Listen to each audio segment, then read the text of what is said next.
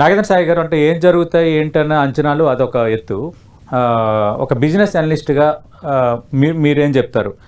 స్పెసిఫిక్గా ఎప్పుడు బడ్జెట్ ఉన్నా కీలక రంగాల కేటాయింపులు, భారతదేశ ఆర్థిక వ్యవస్థ పరిపుష్టం చేయడానికి తీసుకుంటున్న నిర్ణయాలు, అంతర్జాతీయంగా ఎదురవుతున్న సవాళ్ళ నేపథ్యంలో మన వ్యూహాలు ఎట్లా ఉండాలి, ఏ రంగానికి ఎక్కడ ప్రియారిటీ ఇవ్వాలి, ఇవి లార్జర్ సెన్స్లో ఒక ఫ్రేమ్ ఉంటుంది.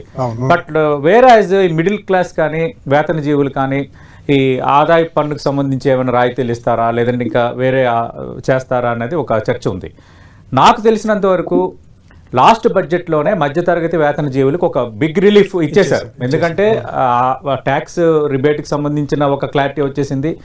జిఎస్టీ మీద బాగా డిబేట్ జరుగుతున్న నేపథ్యంలో జిఎస్టీకి సంబంధించిన రిఫార్మ్స్ వచ్చేసింది. ఈసారి ఏమైనా ఎక్స్పెక్ట్ చేయొచ్చా, లేదంటే లాస్ట్ టైం ఒక బిగ్ బ్రేక్ త్రూ అయింది కాబట్టి అంత ఏం ఉండకపోవచ్చా? సో ఇప్పుడు అందరు పెద్దలు మాట్లాడారు.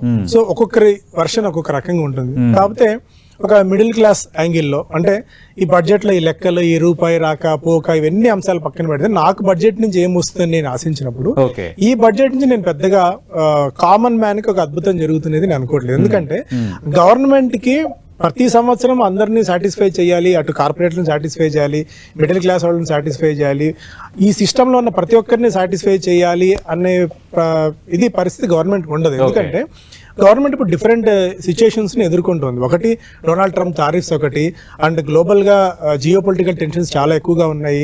ఎప్పుడు మన చుట్టుపక్కల దేశాల్లో ఏం జరుగుతుందో మనకు తెలియని పరిస్థితి. రూపాయి క్రమంగా పతనం అయిపోతుంది. ఫారిన్ పోర్ట్ఫోలియో ఇన్వెస్టర్స్ గట్టిగా అమ్మేస్తూనే ఉన్నారు మార్కెట్స్ నుంచి. దాదాపుగా $23-24 బిలియన్ మేర లాస్ట్ ఇయర్లో ఈ ఇయర్ స్టార్టింగ్ నుంచి గట్టిగా అమ్మేస్తున్నారు. సో రకరకాల ఫ్యాక్టర్స్ అన్ని ఉన్నాయి. సో ఈ పాయింట్ ఆఫ్ టైంలో మిడిల్ క్లాస్ వాళ్ళకి, కామన్ మ్యాన్కి మళ్ళీ ట్యాక్స్ ల్యాబ్లో చేంజెస్ కానీ లేదా జిఎస్టీ కట్ కానీ అలాంటివి ఉండే పరిస్థితి దాదాపుగా అయితే లేవండి. ఎందుకంటే ఇప్పుడున్న పరిస్థితులు 100 డేషన్ గవర్నమెంట్ తీసుకోలేదు. లాస్ట్ ఇయరే మనకి ఇన్కమ్ ట్యాక్స్ ల్యాబ్లో చేంజెస్ వల్ల దాదాపు ₹1,00,000 కోట్ల వరకు మనకి ఖజానా మీద భారం పడింది. జిఎస్టీ తగ్గింపు వల్ల కూడా ఖజానా మీద భారం పడింది.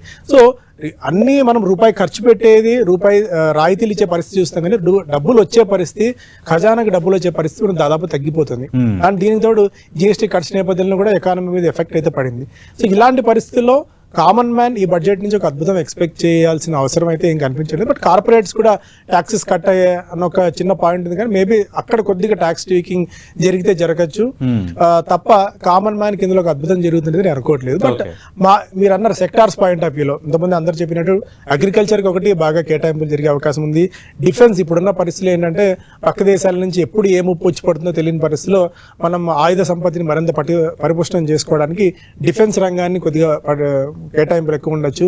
రైల్వేస్ ఒకటి, అండ్ దీనికి తోడు ఎంప్లాయ్మెంట్ క్రియేషన్, ఆర్టిఫిషియల్ ఇంటెలిజెన్స్ నేపథ్యంలో, ఐటీ నేపథ్యంలో ఉద్యోగాలు పెద్ద ఎత్తున కోల్పోతున్నారు.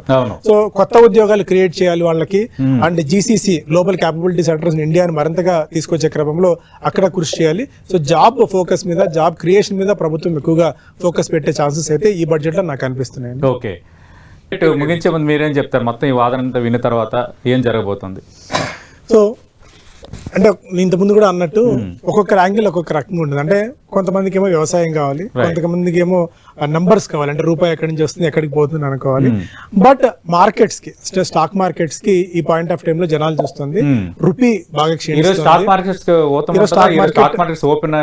స్టాక్ మార్కెట్ కి ఈసారి ఒక నాన్ ఈవెంట్ గా ఉండే అవకాశాలు ఉన్నాయి. ఎందుకంటే ప్రతి సంవత్సరం బడ్జెట్ నుంచి మార్కెట్ భారీగా ఎక్స్పెక్ట్ అయితే చేయట్లేదు. ఈ సంవత్సరంలో ఒకవేళ నాన్ ఈవెంట్ గా ఉండి పెద్దగా మెరుపులు ఏం లేకపోతే మాత్రం స్టాక్ మార్కెట్ ఆల్రెడీ కష్టాల్లో ఉంది. ఎఫ్పిఐ సెల్లింగ్ గట్టిగా జరుగుతూనే ఉంది. ఒకటి రూపీ వాళ్ళకి బాగా చాలా ఇబ్బందుల్లో ఉంది.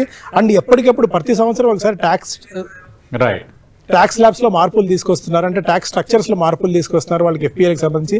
వాటి మీద ఒక క్లారిటీ ప్రభుత్వం నుంచి ఈసారి అయితే ఎక్స్పెక్ట్ చేస్తారు. ఎందుకంటే ఒక్కొక్కసారి టాక్సేషన్ విధానంలో ప్రపంచంలో ఎక్కడా లేని విధంగా ప్రతి సంవత్సరం ట్యాక్సెస్ మారుతున్నాయి. ఎవరైనా మన దేశంలో వచ్చి బిజినెస్ చేయాలి, మన దేశంలో పెట్టుబడులు పెట్టాలి అంటే ట్యాక్స్ ఈ రోజు ఎలా ఉంటుందో తెలియదు, రేపు ఎలా ఉంటుందో తెలియని పరిస్థితి వచ్చేస్తుంది. సో ఆ ట్యాక్సెస్ విషయంలో క్లారిటీ కావాలని చెప్పి కార్పొరేట్ ఇండియా కోరుకుంటుంది. మేబీ దాని మీద ఈసారి ఏదైనా ఒక క్లారిటీ వస్తే అట్లీస్ట్ ఈ ఫారిన్ ఫ్లోస్ అనేది ఆగే ఛాన్స్ ఉంది. అప్పుడు రూపాయి నిలబడేందుకు కన్నా స్కోప్ ఉంది. Right, thank you Prakash Reddy గారు, థ్యాంక్ యూ పుల్లారావు గారు, థ్యాంక్ యూ తులసిరెడ్డి గారు, థ్యాంక్ యూ.